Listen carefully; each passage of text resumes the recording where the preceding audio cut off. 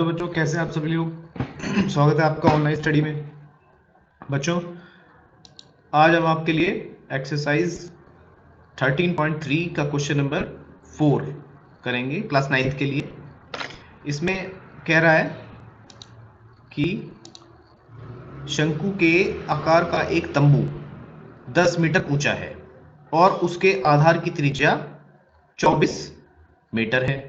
ज्ञात कीजिए तंबू की तिर्यक ऊंचाई और तंबू में लगे कैनवास की लागत यदि 1 मीटर स्क्वायर कैनवास की लागत 70 रुपए है तो देखो बच्चों, इस क्वेश्चन को करने के लिए आपको सबसे पहले देखिए इसमें क्या दिया है। एक तंबू 10 मीटर ऊंचा है, यानी कि इसकी हाइट दी हुई है। हाइट कितनी है? 10 मीटर। और साथ में दिया है कि इसकी त्रिज्या 24 मीटर है। तो त्रिज्या, ये कहाँ की त्रिज्या होती है? आधार की त्रिज्या होती है। देखिए एक टेंट जैसा ये आकृति आप दिखाई दे रहे हैं, देख पा रहे हैं। ये नीचे से ऐसे गोल होगा इस तरीके से, और यहां से यहां तक इसकी एक त्रिज्या होगी। ये कितनी है? 24 मीटर। और यहां इसके केंद्र से इसके टॉप तक की जो इसकी हाइट है, इसको हाइट कहेंगे। हाइट मतलब इसकी ऊंचाई, ये है कितनी? 10 मीटर। अभी क्या पूछ रहा है बच्चों? ये पूछ रहा है तंबू की तिर्यक ऊंचाई क्या है। तंबू की तिर्यक ऊंचाई, तिर्यक ऊंचाई कौन सी होगी? ये जो ये वाली साइड आप देख रहे हैं, ये कहलाएगी तंबू की तिर्यक ऊंचाई। इसको हम किससे डिनोट करते हैं? एल से। एल से। तो ये तंबू की जो तिर्यक ऊंचाई है बच्चों, ये इस समकोण त्रिभुज के कर्ण जैसा है, आपको पता ही है। और कर्ण का वर्ग बराबर आधार का वर्ग, आधार ये प्लस लंब का वर्ग, ये आपको पता ही है। वैसे भी आप जानते हैं कि शंक्वाकार तंबू की तिर्यक ऊंचाई के लिए आपके पास फॉर्मूला भी है, L is equal to under root H का स्क्वायर प्लस आर का स्क्वायर। ये इस वही कर्ण पाइथागोरस प्रमेय से निकल के आया है। तो यहाँ देखिए तंबू के आधार की त्रिज्या प्रश्न में दी हुई थी 24 मीटर। ठीक है, हमारे पास आर मिल गया, आर मिल गया, ये 24 मीटर इसी की जरूरत थी। और शंकु की ऊंचाई ये 10 मीटर दी हुई है, तो यानी कि हमारे पास जो इसकी हाइट है h, ये भी हमें 10 मीटर मिल गई। इसकी भी जरूरत थी हमें l निकालने के लिए, तो l निकाल देंगे। l बराबर अंडर रूट h का स्क्वायर प्लस r का स्क्वायर। तो आपने इसमें h की जगह 10 रखा और r की जगह 24 रख दिया, तो आपके पास ये अंडर रूट 676, यानी कि इसका वर्गमूल निकाल के देखेंगे आप तो आपको 26 मीटर आपको प्राप्त हो जाएगा। तो ये शंक्वाकार तंबू की तिरछी ऊंचाई L आपकी निकल गई कितनी? 26 मीटर। अब बच्चों इसमें आगे क्या कह रहा है, देखिए आगे ये पूछ रहा है इसमें कि शंकु के, सेकंड पार्ट में पूछ रहा है शंकु के आकार, शंकु या तंबू कुछ भी कहें, तंबू में लगे कैनवास की लागत यदि 1 मीटर कैनवास की लागत 70 रुपया है, तो लागत डिपेंड करेगी बच्चों इसके वक्र पृष्ठ के ऊपर। अगर इसका वक्र पृष्ठीय क्षेत्रफल जो आप निकाल लोगे, उसमें आप जो 1 मीटर स्क्वायर का जो ये रेट दिया है 70 रुपए, उससे गुणा कर दोगे तो लागत आ जाएगी। तो इसके लिए हमें सबसे पहले शंकु का वक्र पृष्ठीय क्षेत्रफल निकालना होगा, जिसका फॉर्मूला आपके पास है। शंकु का वक्र पृष्ठीय क्षेत्रफल बराबर पाई आर एल। इसीलिए हमने एल भी निकाला था। ये जो एल बराबर 26 आपको मिला, इसको निकालने के लिए, क्योंकि अगर हम इसको नहीं निकालते तो यहाँ एल की जगह हम क्या रखते बताइए? पाई आर एल में एल का निकालना जरूरी था, इसलिए हमने पहले एल निकाल लिया। तो यहाँ पर आपने वक्र पृष्ठीय क्षेत्रफल के लिए जो फॉर्मूला है पाई आर एल, वो आपने अप्लाई कर दिया। पाई की जगह 22/7, आर की जगह 24 और एल की जगह 26। ये आपने कैलकुलेट किया तो ये आपका आ गया 13,728/7 वर्ग मीटर। तो ये तो आप कैलकुलेट कर ही लेंगे, मल्टीप्लाई करना है।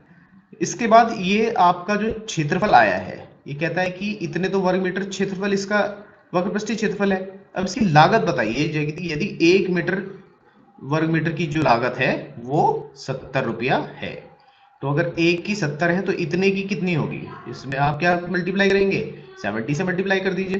तो आपने 70 से मल्टीप्लाई कर दिया, तो यहाँ देखेंगे आप तो ये 1, 10, 100, 1000, 2000, लाख, 1 लाख 37,280 रुपया इसकी लागत आपको मिल गई। ये आपको आंसर मिल गया।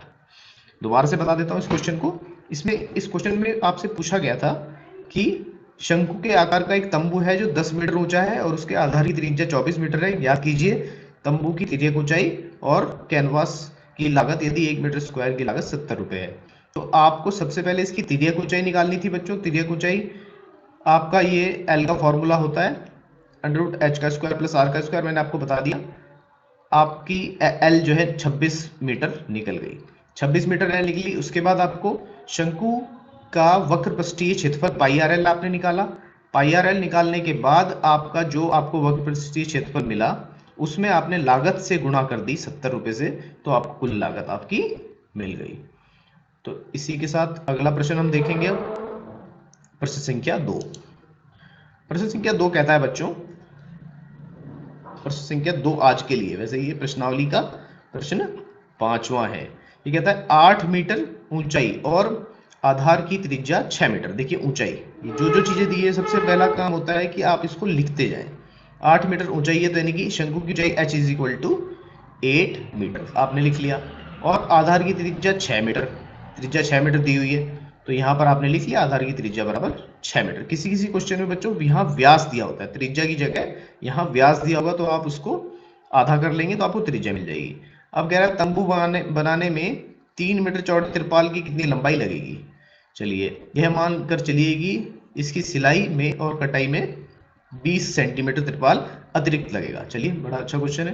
तो इसमें बच्चों आपको सबसे पहले, क्योंकि आपको वक्र पृष्ठीय क्षेत्रफल इसका निकालना पड़ेगा तभी पता चलेगा कि कितना तिरपाल लगेगा तंबू बनाने में। तो वक्र पृष्ठीय क्षेत्रफल का फॉर्मूला क्या होता है? वक्र पृष्ठीय क्षेत्रफल का फॉर्मूला होता है पाई आर एल। अब यहाँ पर पाई आर एल में आपके पास पाई आप रख सकते हैं, आर की वैल्यू आपको पता है परंतु एल नहीं पता आपको, तो यानी कि एल आपको निकालना पड़ेगा। तो एल निकालने के लिए आपके पास फॉर्मूला है ये शंकु की तिर्यक ऊंचाई बराबर √h का स्क्वायर प्लस r का स्क्वायर। इसमें आपने अप्लाई किया, h की जगह 8 और r की जगह 6 आपने रखा, तो आपको ये कैलकुलेट करने के बाद √100 मिला, जिसका आप जानते हैं कि ये 10 का वर्ग होगा 100, तो 10 इसका आंसर निकल गया, यानी कि तिर्यक ऊंचाई आपकी L = 10 मीटर निकल गई। अब आपको नेक्स्ट स्टेप पे आ जाना है कि तंबू का वक्र पृष्ठीय क्षेत्रफल पाई आर एल होता है। अब तो हमारे पास सीधे फॉर्मूला पता है हमें। पाई की जगह ये क्वेश्चन में कह रहा है कि 3.14 आप प्रयोग कीजिए, तो 3.14 प्रयोग कर लेते हैं। वैसे 22/7 होता है पाई का मान, तो पाई आर की जगह 6 और एल की जगह 10 ये आपने रख दिया।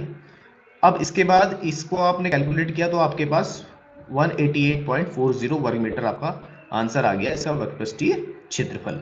अब ये कहता है देखो ये तो इसका क्षेत्रफल आ गया, माना इसके जो तिरपाल था इस तरीके का कपड़ा होगा तिरपाल का, कोई दुकान में हो तो ऐसा ही मिलता है, तो इसका क्षेत्रफल ही पूरा जो क्षेत्रफल है वो तो आपको मिल गया कितना 188.40 मीटर स्क्वायर, इतना मिल गया। अब आपको पता है ये एक आयत जैसा है, आयत जैसा है। इसकी चौड़ाई ये कह रहा है इसकी चौड़ाई जो है वो कितनी दी हुई है 3 मीटर दी हुई है, और इसकी लंबाई पूछेगी लंबाई जो है कितनी इसकी होगी। तो आपको पता है अगर किसी आयत का क्षेत्रफल आपको पता हो और उसकी चौड़ाई दी हुई है तो आप उसकी लंबाई निकाल सकते हैं, क्योंकि लंबाई गुणा चौड़ाई बराबर क्षेत्रफल होगा आयत के लिए।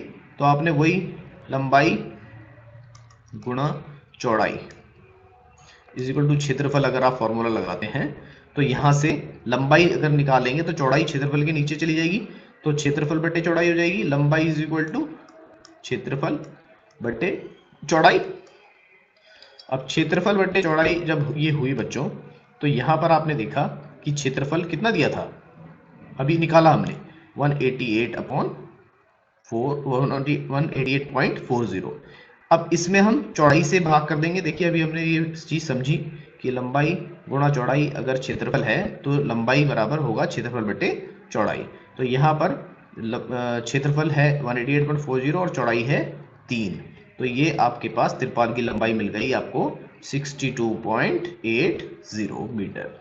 अब देखिए 62.80 मीटर तो है तिरपाल की लंबाई, अब इस लंबाई में कह रहा है कि 20 सेंटीमीटर, क्वेश्चन में कह रहा था कि 20 सेंटीमीटर इसमें अतिरिक्त लगता है। तो 20 सेंटीमीटर भाई तिरपाल, ठीक है, तिरपाल का कपड़ा जो है एक्स्ट्रा सिलाई कटाई में 20 सेंटीमीटर यूज हो रहा होगा। तो 20 सेंटीमीटर को सबसे पहले तो आप इस सेंटीमीटर को मीटर में चेंज कीजिए, क्योंकि यूनिट जो है वो एक जैसी होनी चाहिए जब आप क्वेश्चन करते हैं। तो यहाँ पर आपने 20 सेंटीमीटर को मीटर में चेंज किया तो 0.20 मीटर आ गया, क्योंकि 1 सेंटीमीटर में कितने मीटर होता है बताइए? 1 सेंटीमीटर में होते हैं, 1 मीटर में होते हैं कितने सेंटीमीटर? 100 सेंटीमीटर। तो 1 सेंटीमीटर में कितने मीटर हो जाएंगे? 1/100 मीटर हो जाएगा, अपॉन में चला जाएगा ये। तो यहां से हम इसमें 100 का भाग करेंगे 20 में, तो हमारे पास 0.20 मीटर आपका तिरपाल जो है वो मीटर में बता देगा कि इतना यूज किया है हमने सिलाई कटाई में। उसके बाद ये जो 0.20 मीटर है, आप जो उसकी लंबाई है उसमें आपने ऐड कर दिया कुल लंबाई में, तो आपको तिरपाल की कुल लंबाई प्राप्त हो जाएगी। तो यहाँ पर 62.80 तिरपाल की अभी अभी आपने निकाली थी तिरपाल की लंबाई, उसमें आप 0.20 मीटर ऐड कर देंगे, तो ये 63 मीटर आपको कुल कपड़े की उस तिरपाल की लंबाई मिल जाएगी। तो ये बच्चों ये क्वेश्चन बहुत अच्छा क्वेश्चन था। इसको थोड़ा एक बार और बता देता हूं मैं। आपके पास एक तंबू की ऊंचाई दी हुई थी 8 मीटर और त्रिज्या दी हुई थी 6 मीटर। आपको इसका सबसे पहले क्षेत्रफल निकालना था, उसके लिए आपको एल की जरूरत थी, तो आपने एल निकाला। एल आपके पास 10 मीटर मिल गया। एल 10 मीटर मिला। मिनट कलर चेंज कर लेता हूं, आपको एक जैसा कलर लग रहा होगा। हाँ, तो आपने एल निकाला, आपका 10 मीटर एल मिल गया। अब 10 मीटर एल मिलने के बाद आपको तंबू का वक्रपृष्ठीय क्षेत्रफल निकालने के लिए कोई दिक्कत नहीं है। पाई आर एल का फॉर्मूला आपने अप्लाई किया, आपको पाई की जगह 3.14 रखना था, आर और एल आपको पता थे, आपने अप्लाई कर दिया, आपके पास 188.40 वर्ग मीटर इसका क्षेत्रफल मिल गया। अब वही आप इसमें क्वेश्चन में दिया था कि तिरपाल की जो चौड़ाई है वो 3 मीटर दी हुई थी। तिरपाल की चौड़ाई 3 मीटर है, पूछ रहा है लंबाई कितनी है, क्षेत्रफल हमें पता था, तो हमने जो क्षेत्रफल हमने निकाला ये इसमें 3 से भाग कर दिया यहाँ पर, तो हमें कुल तिरपाल की क्या मिल गई? लंबाई मिल गई। अब इस लंबाई में कह रहा है 20 सेंटीमीटर एक्स्ट्रा यूज हो रहा था, तो 20 सेंटीमीटर को पहले हमने मीटर में चेंज किया और उसके बाद आपने उसको जो तिरपाल की कुल लंबाई थी 62.80 अभी निकाली हमने, उसमें ऐड कर दिया, तो आपके पास 63 मीटर इसका कुल तिरपाल का कपड़े की लंबाई आपको मिल गई। तो इस तरीके से इस क्वेश्चन को बच्चों हमने सॉल्व कर दिया। तो अब आगे बढ़ते हैं क्वेश्चन नंबर नेक्स्ट की तरफ। देखिए प्रश्न नंबर 6 है ये। वैसे प्रश्न जो है आज के लिए तीसरा है, मगर प्रश्नावली में ये प्रश्न संख्या 6 है। प्रश्न संख्या 6 क्या कहता है, एक बार इसको पढ़ते हैं। शंकु के आधार की एक गुंबज की तिर्यक ऊंचाई और आधार का व्यास। देखिए हमारे पास बच्चों हर क्वेश्चन में हमें शंकु में पाई आर एल ये निकालना होता है, वक्रपृष्ठीय क्षेत्रफल। तो वक्रपृष्ठीय क्षेत्रफल निकालने में पाई की वैल्यू पता है, आर निकालने के लिए या तो सीधा दिया होगा आपको या फिर आपसे आर की जगह व्यास दिया होगा, आपको आधा कर लेना है, और एल तिर्यक ऊंचाई निकालने का फॉर्मूला भी पता है आपको, तो क्षेत्रफल निकल जाएगा। इतना ही है आपके कोर्स में। तो देखिए शंक्वाकार जो गुंबज है उसका व्यास 14 मीटर दिया है। इस 14 मीटर को आपने सबसे पहले इस व्यास को त्रिज्या में चेंज कर लिया, तो त्रिज्या कितनी हो जाएगी? 14/2 7 मीटर हो जाएगी, ये जानते हैं आप। उसके बाद तिर्यक ऊंचाई भी दी हुई है। तिर्यक ऊंचाई कितनी दी हुई है? देखिए ये कह रहा है ये तिर्यक ऊंचाई ये कितनी दी हुई है? ये 25 मीटर दी हुई है, तो 25 मीटर तिर्यक ऊंचाई ठीक हो गया। वक्रपृष्ठीय क्षेत्रफल क्या होता है? देखिए अब इतने क्वेश्चन कर लिए, अब तो आपको पता चल ही गया, पाई आर एल होता है। पाई आर एल आपने अप्लाई किया, पाई की जगह 22/7, आर की जगह अभी हमने 14/2 मतलब बराबर 7 निकाल दिया है, और एल की जगह आपके पास 25 मीटर आपको दिया हुआ है तिर्यक ऊंचाई। आपने अप्लाई किया, आपके पास 550 वर्ग मीटर आपका आंसर आ गया। ठीक है, तो आगे बढ़ते हैं। अभी कहता है कि 100 वर्ग मीटर, ये अब इसमें आगे जोड़ रहा है ये क्वेश्चन में, 100 वर्ग मीटर पृष्ठ पर सफेदी करने का व्यय 210 रुपए है। तो जो आपने निकाला है कपड़ा, इस पर सफेदी करने का व्यय बताइए कि कितना होगा। तो ठीक है निकाल देते हैं। 100 वर्ग मीटर के लिए जो सफेदी करने का व्यय है वो 10 रुपया है तो 1 वर्ग मीटर के लिए निकालना पड़ेगा ना बच्चों। पहले 1 वर्ग मीटर के लिए निकालेंगे हम, तो वो 210 बटे 100 हो जाएगा। फिर ये 210 बटे जो 100 है, ये 1 वर्ग मीटर के लिए जो आपने निकाला, इसमें आप जब 550 वर्ग मीटर जो आपका अभी क्षेत्रफल निकला था उसकी मल्टीप्लाई कर देंगे तो उसका व्यय पता चल जाएगा कि कितना आएगा। तो आपने ये आप 210 बटे 100 में 550 की गुणा कर दी, तो आपको 1155 रुपया कुल व्यय यहाँ प्राप्त हो गया। इस तरीके से इस क्वेश्चन को भी हमने सॉल्व कर लिया। इसको भी दोबारा से एक बार रिपीट करवा देते हैं। क्वेश्चन कह रहा था बच्चों, जल्दी जल्दी करेंगे। क्वेश्चन कह रहा था तिर्यक ऊंचाई आपको और आधार का व्यास आपको दिया हुआ था 25 और 14, व्यास 14 तो त्रिज्या, कलर चेंज, हाँ अब देखिए व्यास 14 तो त्रिज्या 7, ये निकाल दिया। तो एल दिया हुआ है, क्षेत्रफल पाई आर एल होता है शंकु के केस में, तो पाई आर एल का आपने फॉर्मूला अप्लाई किया और आपको मिल गया वक्रपृष्ठीय क्षेत्रफल 550 वर्ग मीटर। उसके बाद 100 वर्ग मीटर के लिए जो सफाई करने का व्यय है वो 210 रुपया है। तो 1 वर्ग मीटर के लिए कितना होगा? 1 वर्ग मीटर के लिए 210 बटे 100 होगा। और कितना होगा? एक के लिए यूनिटरी मेथड बोलते हैं इसको इंग्लिश में।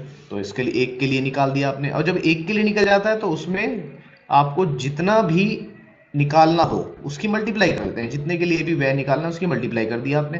550 की 210 बट्टे 100 में, तो 550 की मल्टीप्लाई करने के बाद आपको 1155 रुपया इसका कुल व्यय प्राप्त हो गया।